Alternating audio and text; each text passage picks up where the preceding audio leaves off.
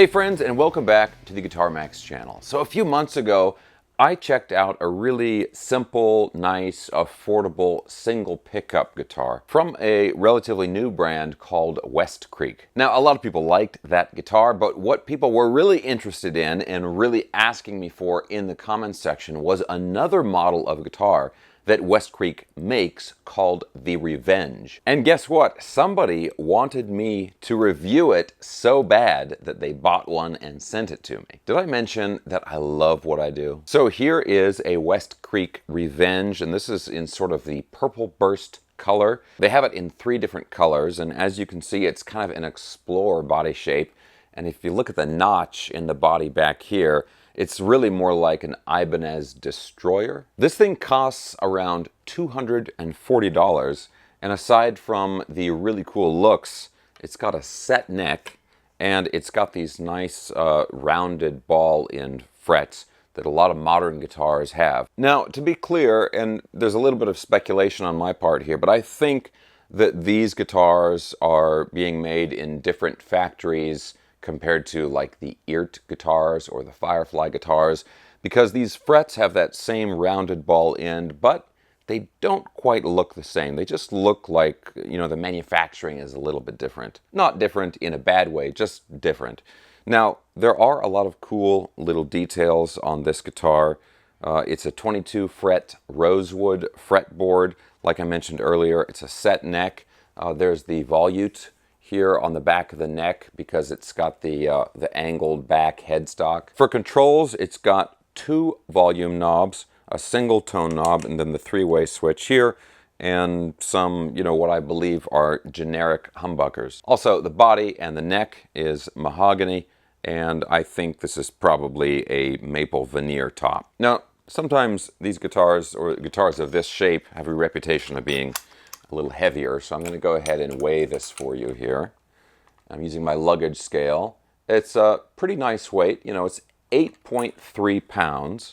So yeah, it's a little bit heavier than, you know, a Strat body type or something like that. But for one of these guitars, you know, for a guitar that's kind of physically large, it's still a pretty comfortable weight. Also, one little detail that's cool here is the placement of the output jack, because with these Explorer type body shaped guitars, you can have the guitar on your right leg, or you can have it more like this, where it's on your left leg, and then the lower corner here goes down between the legs. But the output jack is low enough where it goes below both of the legs. So if you have a cable plugged in here and then you're holding it on your left leg, you don't have the cable like getting in the way or hitting your right leg, which is really nice. Sometimes when the jacks are higher up, it makes it so you can really only hold the guitar on one side of your body. The other thing I want to test real quick is I want to put a strap on this, because sometimes guitars with this body shape can have some neck dive. So let's go ahead and get this set up here, and then we can really test this. Okay, so I've got my strap. Here we are. Wow. So I gotta say, that's actually a really very comfortable balance. There's enough weight in the body, and where they placed the strap buttons on the back of the guitar, like it's not up here, but it's on the back of the guitar, that makes it balance really, really nicely when you're standing up. So there's no neck dive. It pretty much stays exactly where you want it to. Okay, so right now, one thing I've noticed is when you go to get these guitars, you know, you get these on Amazon, they get shipped in a few days, very convenient, but West Creek, this brand, they've really expanded their lineup recently. A few months ago, they had the double cut, like the DC guitar with the single pickup that I reviewed a while back, and then they had this one, but now they have like a semi-hollow body guitar, and they have a really cool Flying V type guitar with reverse headstock. It actually kind of reminds me of the Dave Mustaine signature Gibson, only it doesn't cost thousands of dollars. That one is really cool, and I want to check that out. Let me know down in the comments section if you would like me to review that one. Okay, so when you get right down to it, we've got a very cool looking $240 Explorer type guitar with a set neck and some nice frets.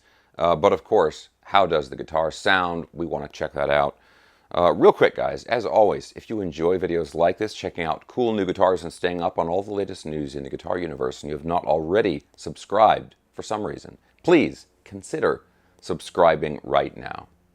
Okay, so I'm going to go ahead and plug this in. I'm going to use my Boss IR200 amp and cabinet simulator. That thing goes for about $399. It's like a $400 piece of equipment, so I'm not using like thousands of dollars of recording equipment or anything like that to make this guitar sound better than it really is. And of course, I'm going to have links for all that stuff down in the video description below. But yeah, let's go ahead and plug this in and listen to how this sounds.